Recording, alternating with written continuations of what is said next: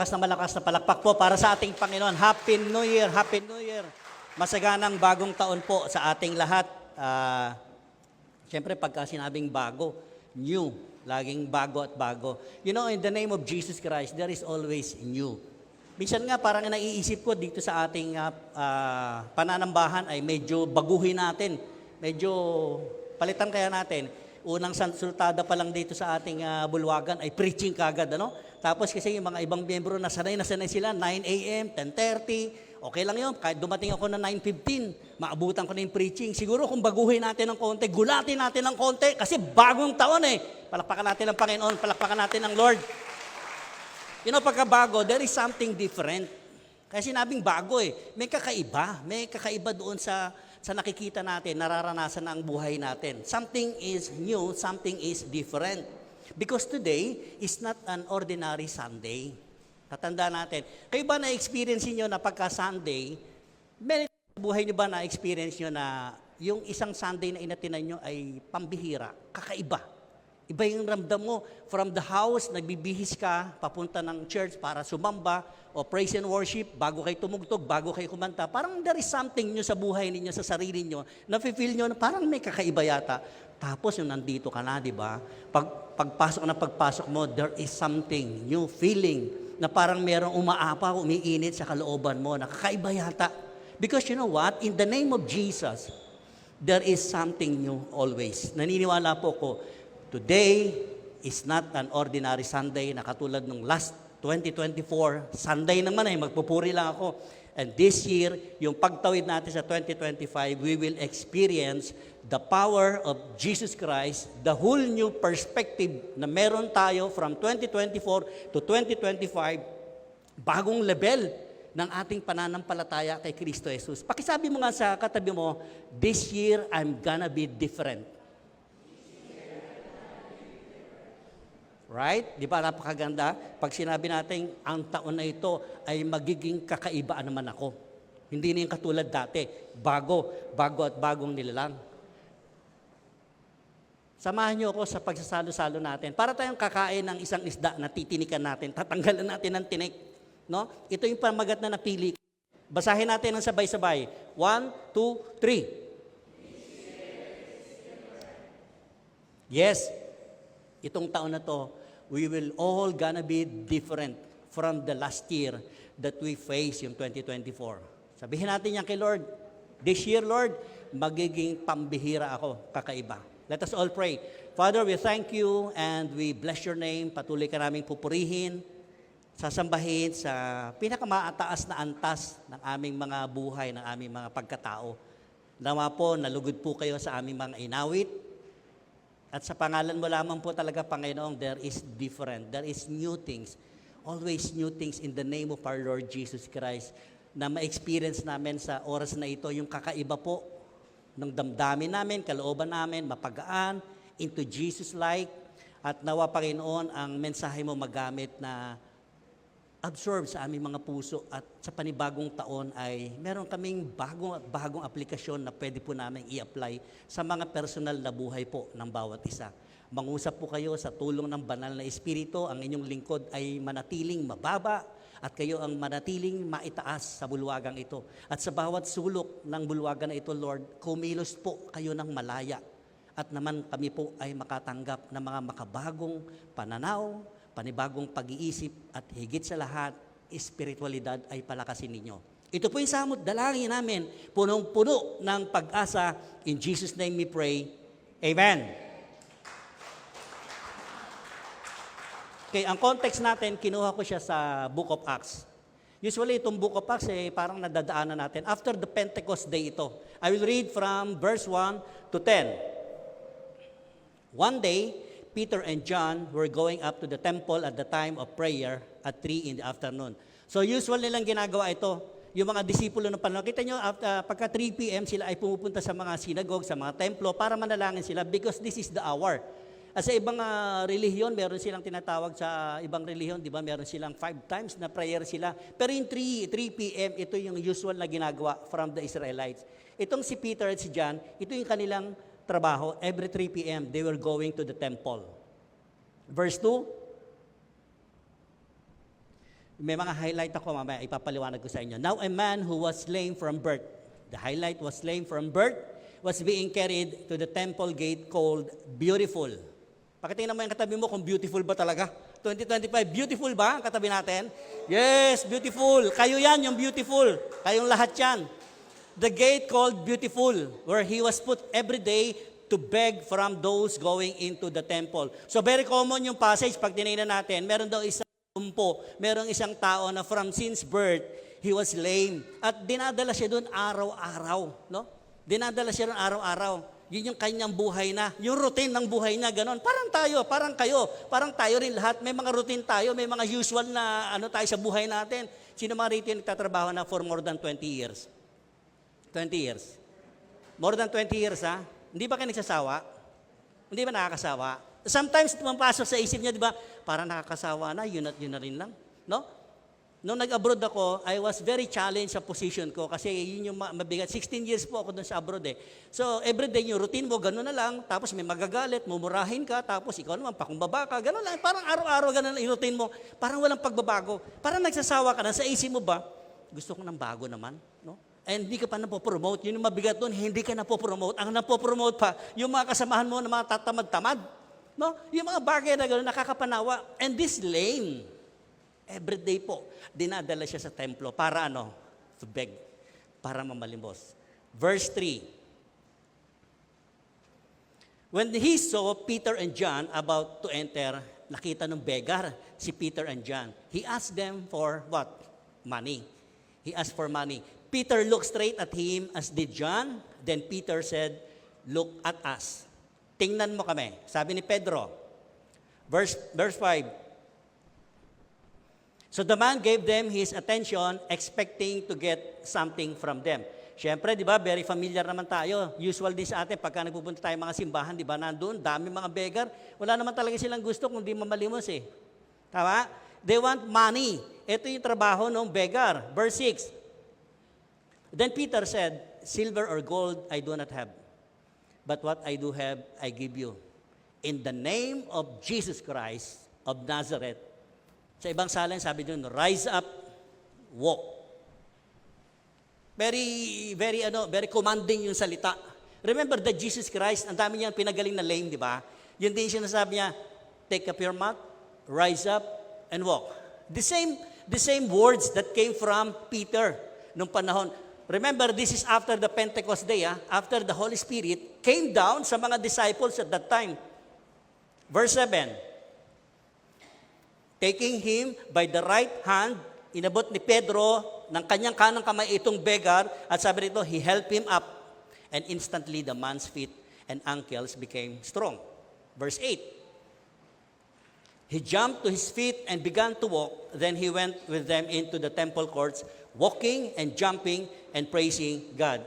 Siguro kung meron tayo dito mga katulad nitong lumpo since birth, tapos makikita natin dito pumapasok, tumatalon, praising God, baka tayong lahat ay mamangha talaga. Ganun ang naramdaman nila. Verse 9, when all the people saw him walking and praising God, they recognized him as the same man who used to sit begging at the temple gate called Beautiful, and they were filled with wonder and amazement at what had happened to him. So babalikan natin. Pag tingnan natin yung passage, very makita na si Pedro at si Peter at si John, ang dami po nilang mga kakaiba, no? Kakaiba, marami silang opposite. Silang dalawa ay tinatawag dito na dalawang preachers na may opposite character silang dalawa. Pag tinignan po natin, ito Pedro, si Pedro po kasi opinionated na tao siya eh. Siya po yung tao na, tawag dito, pag opinionated ka, nagsasalita, agad-agad nagsasalita siya bago siya mag-isip. While on the other hand, si John naman, nag-iisip muna siya bago siya bumitaw ng salita. Yan yung pagkakaiba ng dalawang preacher na ito. Can you imagine, itong pagkakataon na to, merong dalawang preachers na katulad ni John at ni Peter na pwedeng gamitin sila ng Panginoon that time. And you know what? God can use ordinary people to a certain ordinary place or situation na pwedeng magdulot ng pagbabago.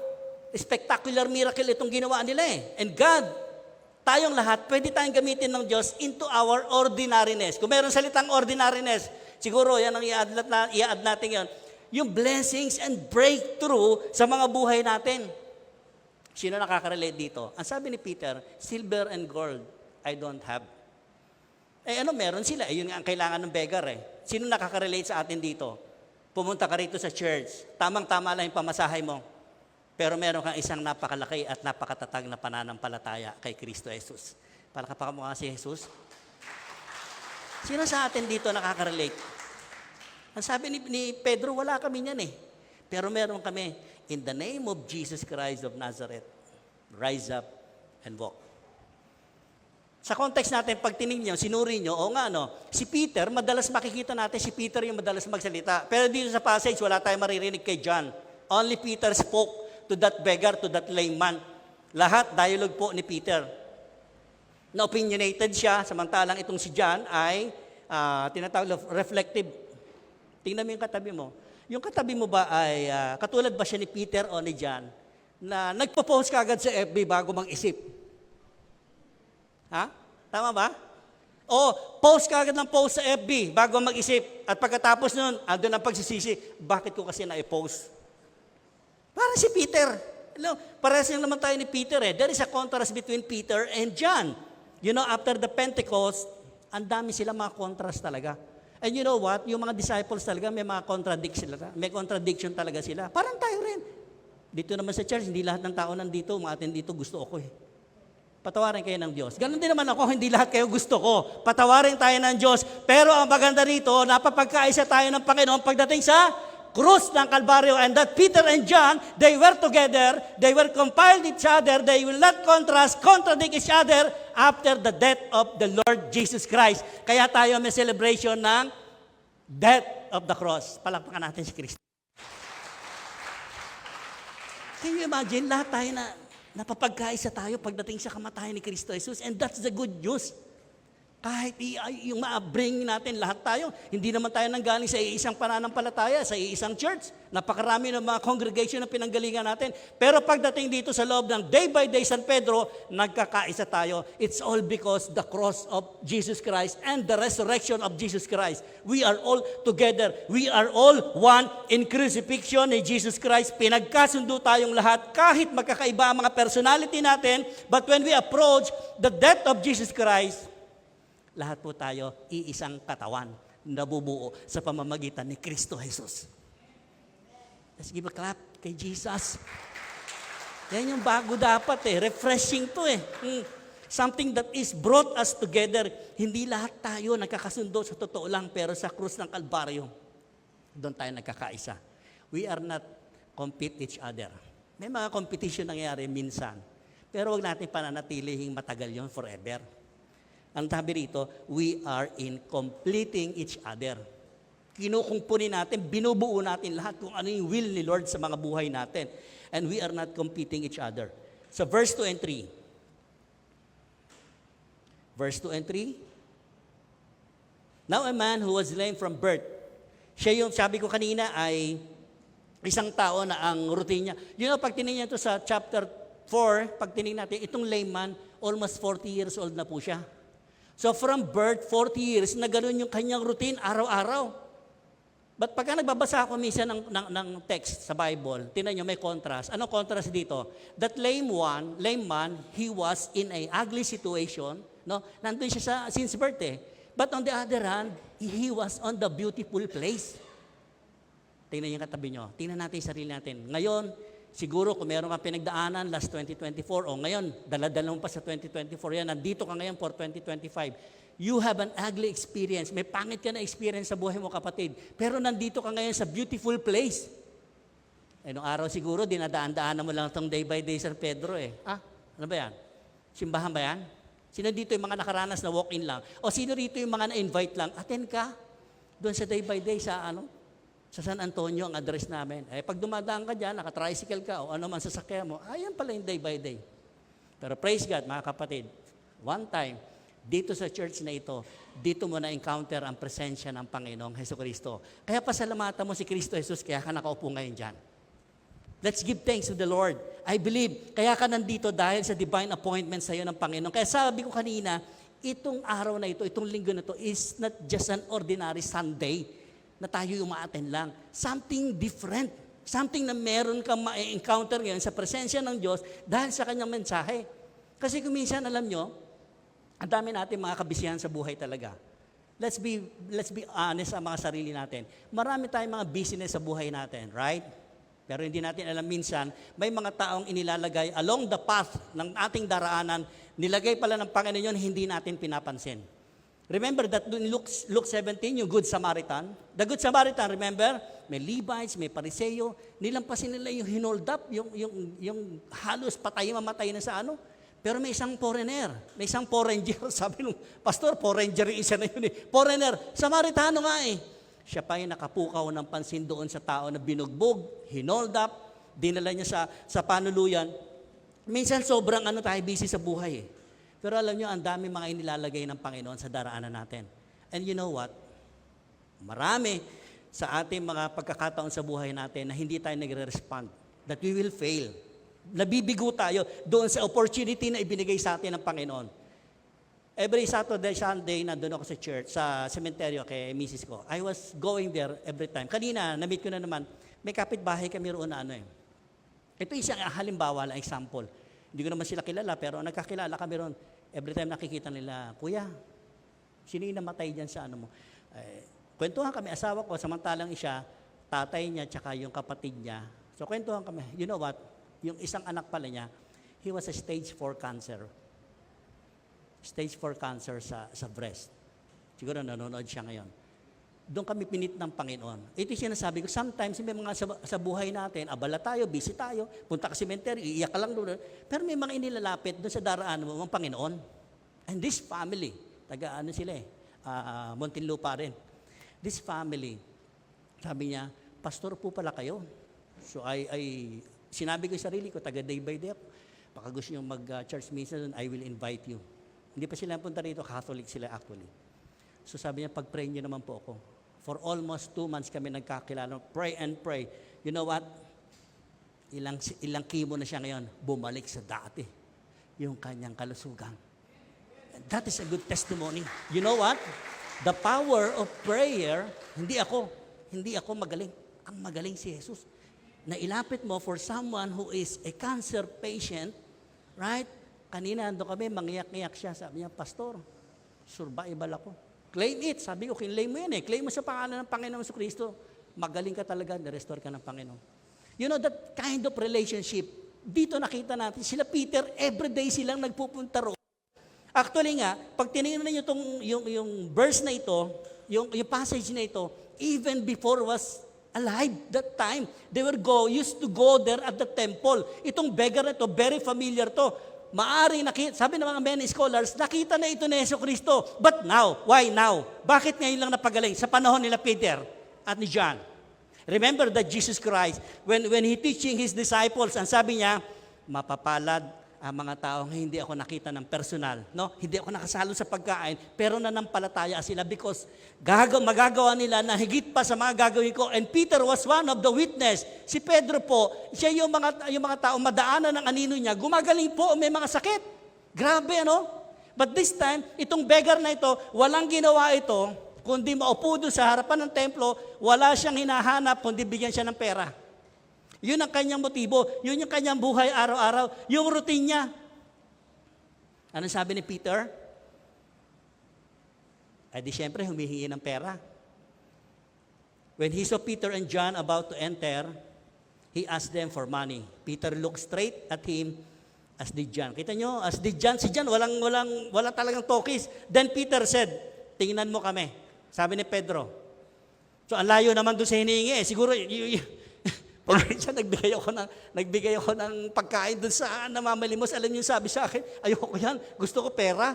Namimili talaga. Itong beggar, siguro ganun din. Pera ang gusto niya. Ang ina-expect niya kay Pedro at siya kay John, pera ang ibigay sa kanya because every day, pera ang kailangan niya talaga.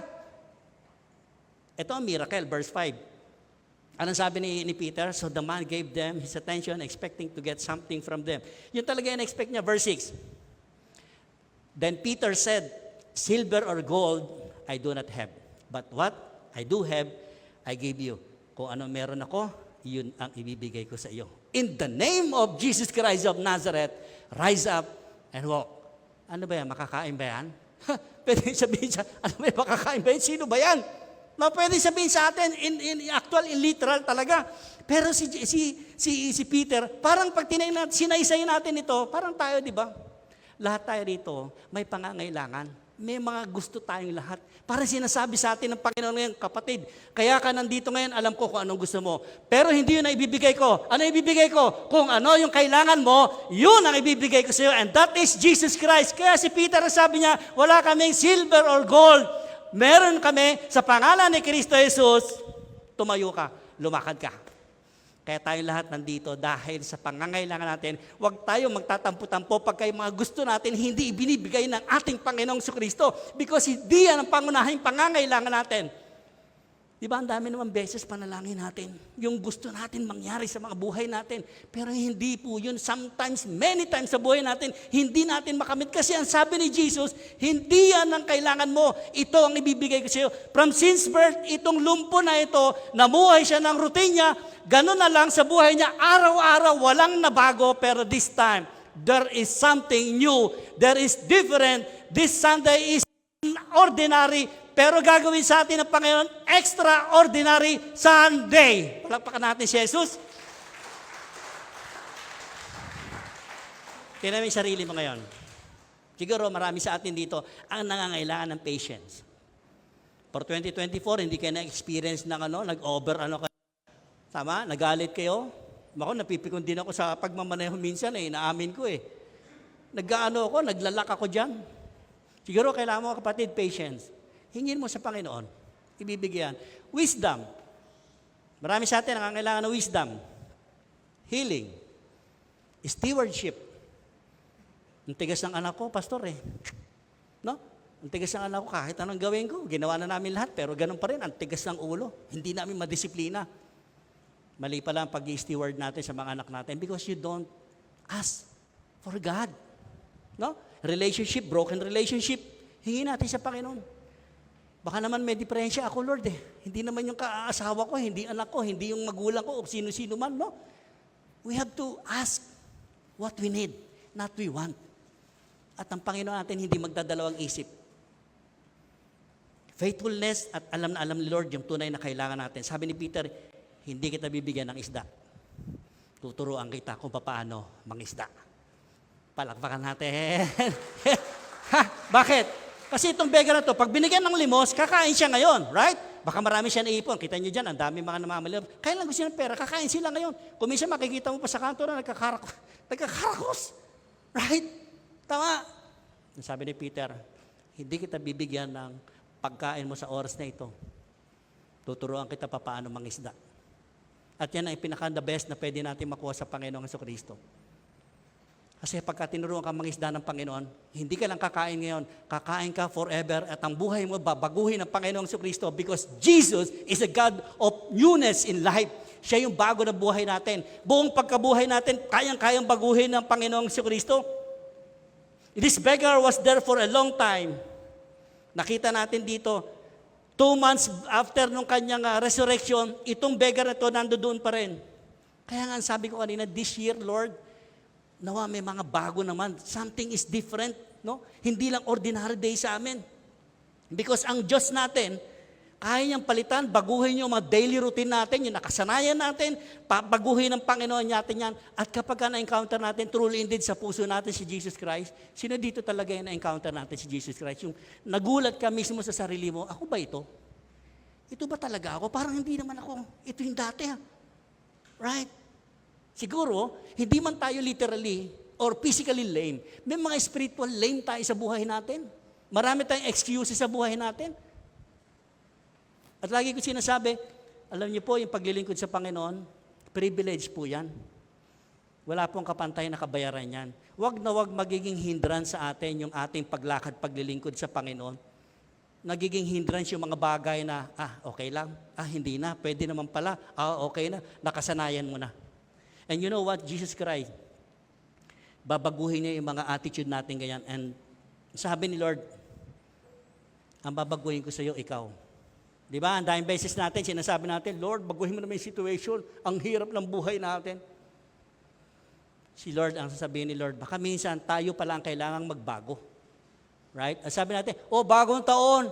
Lagi naman may bagong taon eh. Ang problema sa atin, tayo ang dapat magbago. Ang sabi ni Lord, kahit kailan naman, binago ko yung sitwasyon mo eh, pero ikaw yung hindi nagbabago eh. So ang Lord natin, ikaw ang babaguhin, and you have to pray to God, Lord, ang tigas ng ulo ng anak ko, yung pala ikaw may diferensya. Pray for the Lord. Sabi mo, Lord, ako nga po ang baguhin nyo. Nung binago ka ng Lord, nagpabago ka sa Lord, gumanda ang relationship nyo ng anak mo. Palakpakan natin si Jesus. Meron pa bang gagaling kay Kristo Jesus? Sa lahat po ng situation ng buhay o aspeto natin, pinakamahusay, pinakamagaling talaga si Panginoong Hesukristo. Sino rito? Siguro makaka-relate kayo sa akin. Sino rito yung kinagisnan nyo? Ako, pinanganak kasi ako sa Tondo doon sa Magdalena, malapit sa Mehalige. Siyempre, from 1 to 7 years old, nalipat kami ng Laloma. So after 30 years, bumalik ako doon sa lugar namin. Yung lugar namin araw, iskinita lang yun. Iskinita, parang iskinita. Pero siyempre, bata ka pa, nagpapatentero kayo doon, parang ang luwag, di ba? Pero nung bumalik ka na, parang, ano ba nangyari dito? Ba't parang ang liit, ang skip na? Right? Tama? Tapos pag din iba-iba na yung mga tao, marami na mga building. Pero lang, dito kami naglalaro na, nagpapatentero pa kami ng araw dito. Dito pa nga kami naghahabulan, nakahubo kami, naliligo kami. Parang ang luwang, di ba? Pero nung bumalik ka, na iba. Ano na iba? Yung lugar o ikaw? Di ba ikaw? Why? Because nabago ang perspektibo ng pag-iisip mo, pananaw mo, paningin mo sa lahat na nakikita mo ngayon. Lumaki ka, lumapad ka, ang mga sama pa ito, naging mataba ka kasi mikip yung iskinita. No? Yun din ang ating dapat baguhin sa atin, nababago. Dati, di ba, yung mga kalugar natin, yung mga kabarkada mo, katropa mo, lahat ng puto seko, puto maya, alam na alam mong banggitin. At natutuwa ka pa kapag pinagabanggit mo lahat yan, right? Yung ano ko na yan habit ko na sa umaga, puro puto seko, puto maya, tuwan-tuwa rin mga na rin. 30 years, 40 years after, nakita ka, uy, pastor ka na pala ngayon. No? Tapos, pag may narinig kasi lang puto seko, puto maya sa kanila, sino hindi natutuwa? Di ba, ikaw na? Right? Ikaw na ngayon. Kasi ikaw yung pinago ng Lord. Na dati, sila yung naiirita sa sinasabi mo, ngayon naman nabaligtad. Ikaw ang naiirita sa mga sinasabi nilang puto seko, puto maya. Kasi there is something new na ginawa sa iyo ng Panginoon. Kahit anong lumabas sa bibig natin, tuwan-tuwa pa tayo Right? Iminumustra mo pa nga Pero nung panahon na binago ka ni Kristo Jesus, ikaw ngayon ang iritang-irita na kapag ka nakakasama mo yung dati mong kabarkada, naiilang ka na. Because there is something experience mo, divine experience kay Jesus Christ. Another one. Kuminsan sabi ko sa multimedia, ang sakit sa tenga ng sound. Diba? Tama? Minsan ba naririnig niya dito yan? Ako sinasabi ko minsan sa multimedia. Sabi na, Pastor, wala naman kami binangong timpla, lahat naman ganun yan Tumatanda na kayo.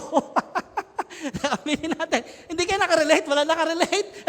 Di ba? Pag tumatanda, ayaw natin malakas sa sound. Noong araw, ang lakas natin mag-sound sa sakyan. Pero ngayon, ayaw mo na maingay.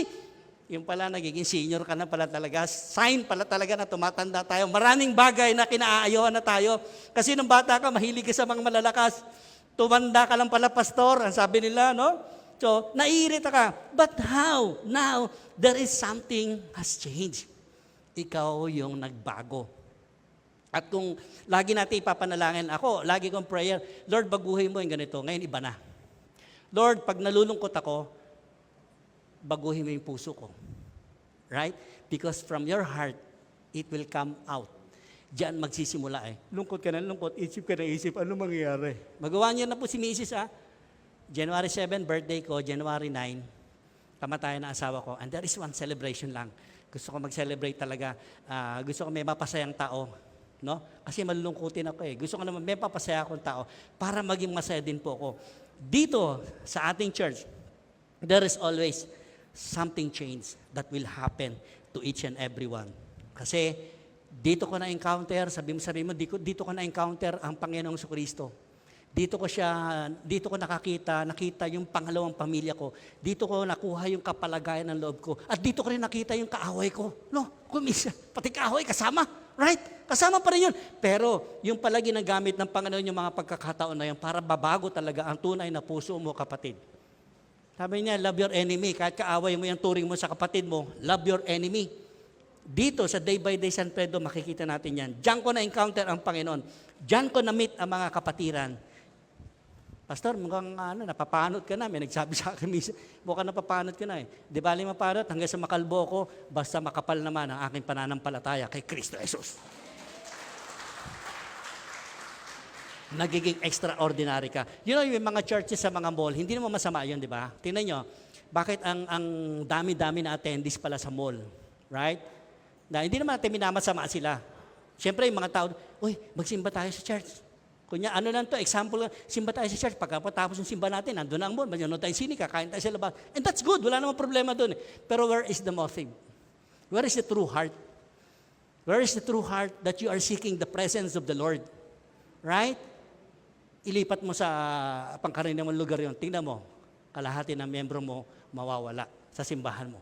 Because the heart of a person hindi tama doon sa kanilang pananampalataya. Tayo, mapalad tayo kahit nandito tayo. Praise God. Uulitin ko, hindi ko minamasama yung mga churches na sa malalaking mall. Okay yun, maganda yun. Pero ang tinitingnan natin, the quality ng ating puso. Paano ba, sino ba si Jesus? Right? Nung minsan nagluto si Ate Joy ng pakbet. Misis ko kasi sarap magluto eh. Mahilig ako sa pagkain. Pagka kaya may gusto kayo regalo sa akin, pagkain na lang. Pagkain na, papatulang ko yan. Nagluto si Ate Joy ng pinakbet. Ay, sarap na sarap ako. Kaming dalawa ni nanay, kain kami. Dami ko nakain. Tanghalian yun. Sabi ko sa kanya, Ate Joy, ang sarap ng pinakbet mo. Bola ka naman. Gutom ka lang, sabi sa akin. That's true. That's true. Pare-parehas naman pinakbet di ba? Kumain ka ng hindi gutom, hindi masarap. Pero pag gutom ka, ang sarap na kahit anong ihain sa'yo. Tama? Parang sa atin din. How much ba ang kagutuman natin sa presensya ng Diyos? How much ba ang gutom na gutom ka sa salita ng Diyos? Na kapag ka pumupunta ka rito, that you are hungry for the Word of God, hindi kay pastor, hindi kung kanino man, doon maraming gwapo sa Day by Day San Pedro, kaya gusto ko umatin doon, maraming mababait doon. How do you hunger? Paano tayo, gaano pa tayo kagutom sa salita ni Kristo Jesus? The point is, nakasanayan na natin ang mga bagay sa buhay natin. Kaya pagdating ng 2025, wala pa rin nababago sa buhay mo. Masarap yung nagugutom, nauuhaw tayo. Anong sabi ng salita ng Diyos? Ang sino mang lumapit sa akin, kahit kailan hindi mauuhaw. At kahit kailan, hindi magugutom. And that is the question na pwede kong iiwan sa inyo mga kapatid. Gaano tayo kagutom sa Panginoong Jesucristo? Sino may gusto dito ng breakthrough, ng blessing? Taas ang kamay. Yes, lahat tayo, di ba? Ayaw nyo ng blessing, ayaw nyo magtaas ng kamay. Pag gusto ng blessing, breakthrough. Gusto ko, Panginoon. Yes, breakthrough ang kailangan natin. Mararanasan natin yan kapag tayo nagugutom. Kasi ang presensya ng Diyos, yan ang ating pagkain. Ang pagpresensya ng Panginoon. I was challenged here sa verse, verse 7. Dito ako magtatapos. Verse 7. Ang sabi nito, taking him by the right hand, he helped him up. And instantly, the man's feet and ankles became strong. May naramdaman kasi yung may naramdaman yung lame, di ba? Tama? Hindi naman magic Hindi magic But tinitingnan ko, yung passage, no? Anong faith ng beggar? Anong faith ng beggar? Di ba manlimos lang? Yun ang faith niya. Manlimos, baka tawid siya sa kanyang gutom, kailangan niya ng pera, pambili pagkain, yun lang yung kanya, wala. There is no faith from Jesus Christ. Right? Sino may faith? Si Peter po.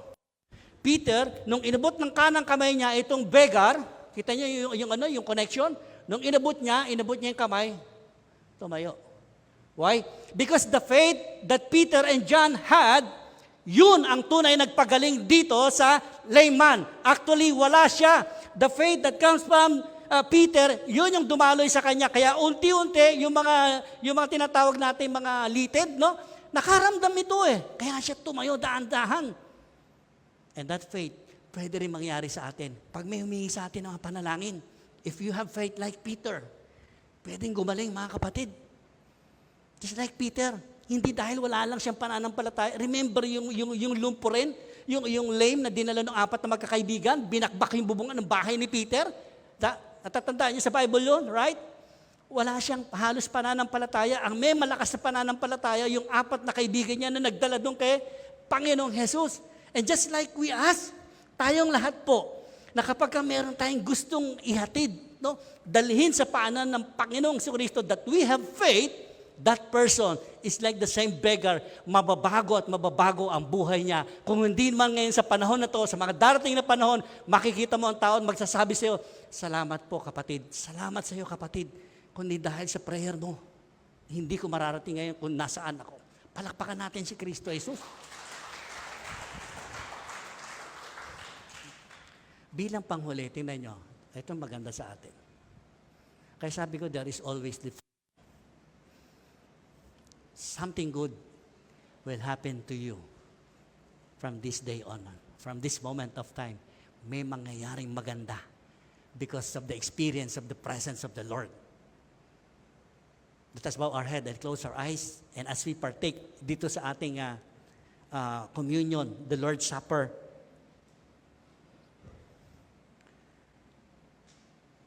Amang Banal, maraming salamat po sa mensahe na pwede po naming magamit na praktikalidad sa pamumuhay namin. Salamat po, Lord, dahil sa iyong kamatayan sa krus ng Kalbaryo ay pinag-isa mo kami. That we are one body, nabubuo kami sa iisang katawan. Kaya kami nagsa-celebrate, Lord, ng Lord's Supper because yung ginawa mo dun sa krus ng Kalbaryo ay para sa aming lahat, para sa individual. That's why, Lord, sa amin naman pakikibahagi. Magdulot po ito ng ibayong pananaw, magkaroon po kami ng ibayong kagalingan sa aming mga physical na katawan. At higit sa lahat, Lord, sa aming spirituality, patuloy na mahubog kami kung sino ka, Panginoong Jesus. Not just only a Savior, not just only a healer, but something that is God who can use our lives na pwedeng magamit ang buhay namin para sa inyong kaluguran at para sa inyong kaluwalhatian. At nawa, Panginoon, linisin mo kami, Panginoon. Our hearts, our minds, linisin mo kami as we partake to this element. Magdulot po ito ng isang napalaking pagbabago po sa mga buhay namin. Purihin ka, sambahin ka sa pangalan mo lang, Panginoong Jesus. Amen.